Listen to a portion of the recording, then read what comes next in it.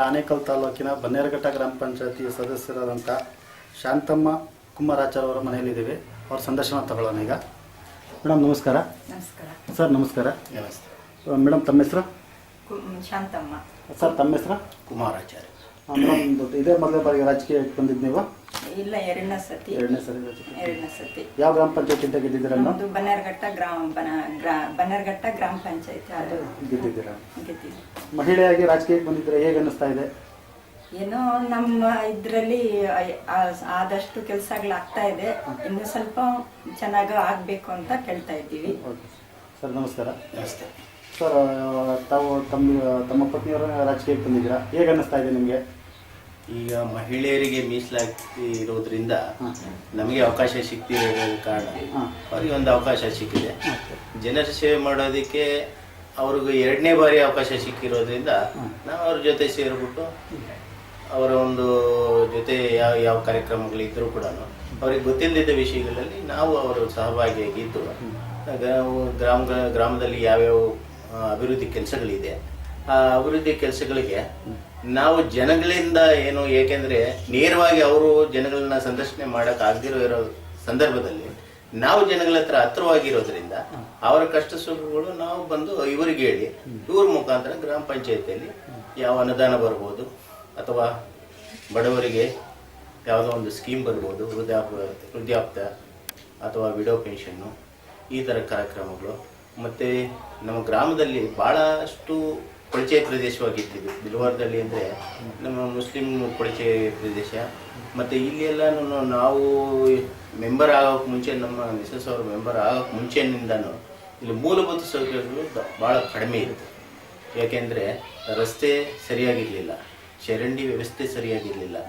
ಆಮೇಲೆ ಇಲ್ಲಿ ಮುಖ್ಯವಾಗಿ ಶಾನ್ಬಗ್ನಹಳ್ಳಿಯಲ್ಲಿ ರೇಷನ್ ಡಿಪೋ ಇತ್ತು.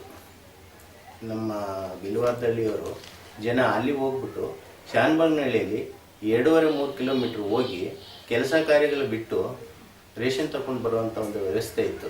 ಅಲ್ಲಿ ಒಂದು ದಿವಸ ಬಾಗಿಲು ಹಾಕಿದರೆ ಮತ್ತೆ ಇನ್ನೊಂದು ದಿವಸ ಹೋಗ್ಬಿಟ್ಟು ಅಲ್ಲಿ ಕಾಯಬೇಕಾಗಿರುವಂಥ ಪರಿಸ್ಥಿತಿ ಇತ್ತು. ಈಗ ನಾವು ಇಲ್ಲಿ ಒಂದು ಆ ವ್ಯವಸ್ಥೆನ ನಾವೇ ಆದ ಒಂದು ನಮ್ಮ ಒಂದು ಊರಿಗೆ ಗ್ರಾಮ ಪಂಚಾಯತಿ ವ್ಯವಸ್ಥೆಯಿಂದ ನಾವು ವ್ಯವಸ್ಥೆ ಮಾಡಿಕೊಂಡು ಆ ರೇಷನ್ ಡಿಪೋನ ಇಲ್ಲಿ ತಂದು ನಾವು ವ್ಯವಸ್ಥೆ ಮಾಡ್ಕೊಂಡಿದ್ವಿ. ಈಗ ಜನಗಳಿಗೆ ಭಾಳ ಅನುಕೂಲವಾಗಿದೆ. ಇಲ್ಲೇ ರೇಷನ್ ಸಿಕ್ಕೋದ್ರಿಂದ ಅವ್ರಿಗೆ ಭಾಳ ಸಂತೋಷವಾಗಿದೆ. ಅದೇ ರೀತಿ ನಮ್ಮ ಜಿಲ್ಲಾ ಪಂಚಾಯತಿ ಸದಸ್ಯರಾದ ನಮ್ಮ ಜಯರಾಮ್ ಅವರ ಒಂದು ಜಿಲ್ಲಾ ಪಂಚಾಯತಿ ಅನುದಾನಗಳಿಂದ ಬೋರ್ಗಳು ಹಾಕ್ಸಿದ್ದೇವೆ, ಕುಡಿಯೋ ನೀರಿನ ವ್ಯವಸ್ಥೆ ಮಾಡಿದ್ವಿ. ಮತ್ತು ಅವರ ಒಂದು ಪ್ರಭಾವದಿಂದ ಒಂದು MLA ನಮ್ಮ ಕೃಷ್ಣಪ್ಪ ಅವರು ನಮಗೆ ಭಾಳಷ್ಟು ಅನುದಾನಗಳು ಕೊಟ್ಟಿದ್ದಾರೆ. ಇಲ್ಲಿ ಕಾಂಕ್ರೀಟ್ ರಸ್ತೆಗಳಿರ್ಬೋದು. ಆಮೇಲೆ ಇಲ್ಲಿಂದ ಬಿಲ್ವಾರದಳ್ಳಿಯಿಂದ ಕಗ್ಲಿಪುರ ಹೋಗ್ಬೇಕಾಗಿದ್ದರೆ ರಸ್ತೆನೇ ವ್ಯವಸ್ಥೆ ಇರಲಿಲ್ಲ. ಆ ರಸ್ತೆನ ನಮ್ಮ ನಬಾರ್ಡಿಂದ, ನಮ್ಮ MLA ಅವರ ಒಂದು ಖುಷಿಯಿಂದ ಈ ರಸ್ತೆ ಒಂದು ವ್ಯವಸ್ಥೆ ಆಗಿದೆ. ಮತ್ತು ಕಾಂಕ್ರೀಟ್ ರಸ್ತೆಗಳಾಗಿದೆ, ಓವರ್ ಟ್ಯಾಂಕ್ ಆಗಿದೆ. ಈ ಗ್ರಾಮದಲ್ಲಿ ಶಾಲೆ ಇರಲಿಲ್ಲ, ಶಾನ್ಬಗ್ನಹಳ್ಳಿಗೆ ಹೋಗಬೇಕಾಯಿತು. ಅಂಥದ್ದು ಒಂದು ಈ ಸ್ಕೂಲ್ ಆಗಿದೆ, ಮೂರು ಬಿಲ್ಡಿಂಗ್ ಕಟ್ಟಡ ಆಗಿದೆ. ಇವೆಲ್ಲನೂ ಒಂದು ವ್ಯವಸ್ಥಿತವಾಗಿ ನಮಗೆ ಗ್ರಾಮಸ್ಥರಲ್ಲಿ ಸುಧಾರಣೆ ಆಗಿದೆ ಅಂತ ನನ್ನ ಅನಿಸಿಕೆ ಆಗ್ತಾಯಿದೆ. ಮತ್ತು ಐಮ್ಯಾಕ್ಸ್ ಲೈಟ್ ಆಗಿದೆ MLA ಅವರ ಫಂಡ್ಸಿಂದ. ಜಯರಾಮ್ ಅವರು ನಮ್ಮ ಹಿಂದೆ ಇದ್ದು ಅವರು ಒಂದು ಜಿಲ್ಲಾ ಪಂಚಾಯತಿ ಇದರಿಂದ ನಮ್ಗೆ ಕುಡಿಯೋ ನೀರು ಮತ್ತು ಏನು ಫಂಡ್ಸ್ ಬೇಕಾದರೆ, ಏಕೆಂದರೆ ಗ್ರಾಮ ಪಂಚಾಯತಿಯಲ್ಲಿ ಸಾಕಷ್ಟು ಫಂಡ್ಸ್ ಕೊಡೋದಿಲ್ಲ. ಅದರಿಂದ ನಾವು ಜಿಲ್ಲಾ ಪಂಚಾಯತಿಯವರು ಸಹಕಾರದಿಂದ MLA ಅವರ ಒಂದು ಸಹಾಯದಿಂದ ನಾವು ಗ್ರಾಮನ ಅಭಿವೃದ್ಧಿಪಡಿಸ್ಕೊಂಡು ಗ್ರಾಮ ಪಂಚಾಯತಿಯಲ್ಲಿ ಭಾಳಷ್ಟು ಕೆಲಸಗಳು ಕೂಡ ಇವತ್ತು 500 ಹಕ್ಕುಪತ್ರಗಳನ್ನು ನಮ್ಮ ಒಂದು ವ್ಯವಧಿಯಲ್ಲಿ ಆಗಿದೆ ಅನ್ನೋದಕ್ಕೆ ನಾನು ಹೇಳೋದಕ್ಕೆ ಇಷ್ಟಪಡ್ತಾ ಇದ್ದೀನಿ. ಸರ್ ನೀವು ರಾಜಕೀಯಕ್ಕೆ ಬರೋಕ್ಕೂ ಮುಂಚೆ ಏನು ಕೆಲಸ ಮಾಡ್ತಾ ಇದ್ದೀರಿ?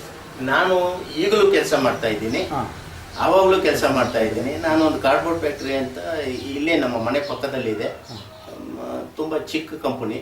ನಾನು 1976ರಿಂದ ಅದೇ ಕಂಪನಿಯಲ್ಲಿ ಕೆಲಸ ಮಾಡ್ತಾ ಇದ್ದೀನಿ. ನನಗೆ ಅಲ್ಲಿನ ಮಾಲೀಕರು ರಾಜಕೀಯದಲ್ಲಿ ನಾನು ಬೆಳೆಯೋದಕ್ಕೆ ಮತ್ತು ರಾಜಕೀಯದಲ್ಲಿ ಜನಗಳಿಗೆ ಸೇವೆ ಮಾಡೋದಕ್ಕೆ ಅವ್ರು ನನ್ನನ್ನು ಭಾಳಷ್ಟು ಫ್ರೀಯಾಗಿ ಬಿಟ್ಟು ಅವರು ಸಹಾಯ ಸಹಕಾರ